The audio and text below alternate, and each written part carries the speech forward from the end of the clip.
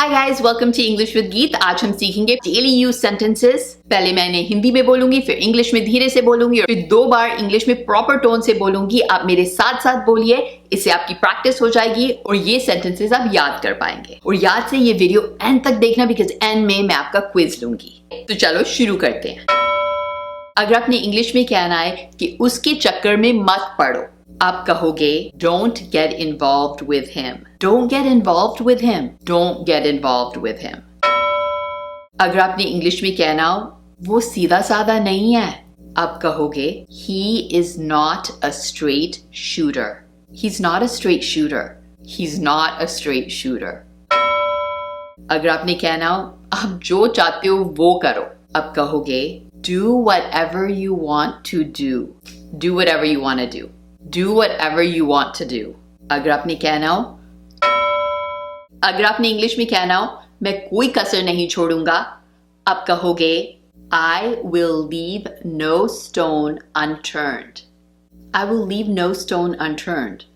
I'll leave no stone unturned. अगर आपने English में कहना हो लार मत टपकाओ, आप कहोगे don't drool. Don't drool.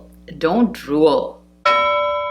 अगर आपने इंग्लिश में कहना हो जैसे को तैसा, आप कहोगे tit for tat.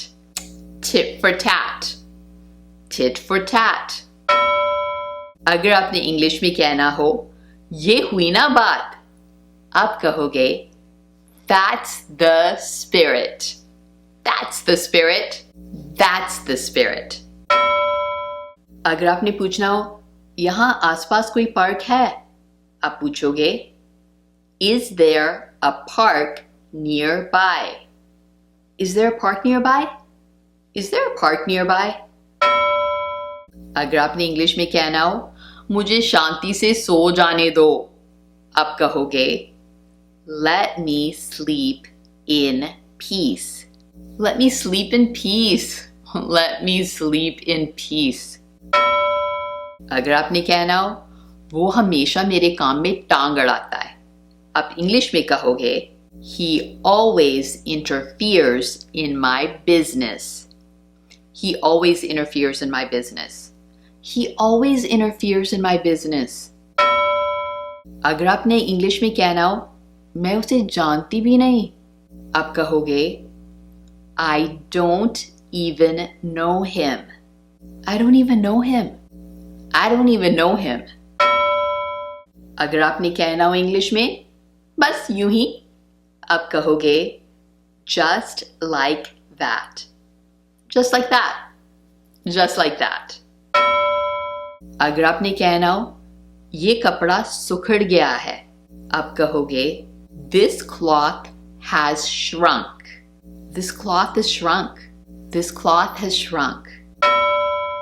अगर आपने कहना हो मुझे अभी भी उसके लफ्ज याद हैं, आप कहोगे I still remember his words. I still remember his words. I still remember his words. अगर आपने कहना हो मुझे उससे बात करनी है, आप कहोगे I want to talk to him. I want to talk to him. I want to talk to him. अगर आपने कहना हो ऐसा कुछ नहीं है, आप इंग्लिश में कहोगे It is nothing like that. It's nothing like that. It's nothing like that. अगर आपने इंग्लिश में कहना हो अफवाहें मत फैलाओ, आप कहोगे Do not spread rumors. Do not spread rumors. Don't spread rumors.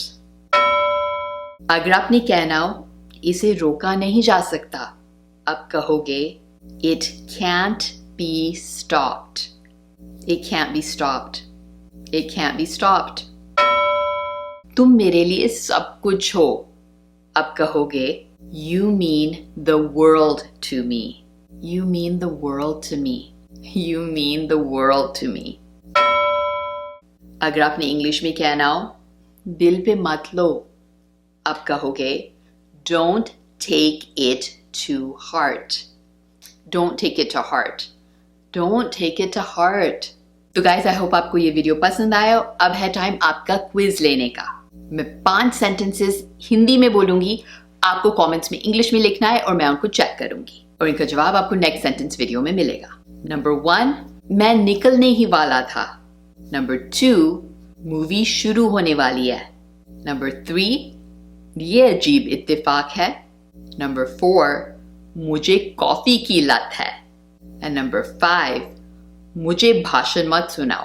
तो अगर आपको ये वीडियो पसंद आया तो लाइक जरूर करना, शेयर जरूर करना और कमेंट जरूर करना। अगर आपने अभी तक मेरे YouTube चैनल को सब्सक्राइब नहीं किया है तो अभी के अभी सब्सक्राइब करो, बेल बटन दबाओ और मेरे साथ जुड़ जाओ। बाय गाइस, आई होप ये वीडियो आपको हेल्पफुल लगा and see you next time.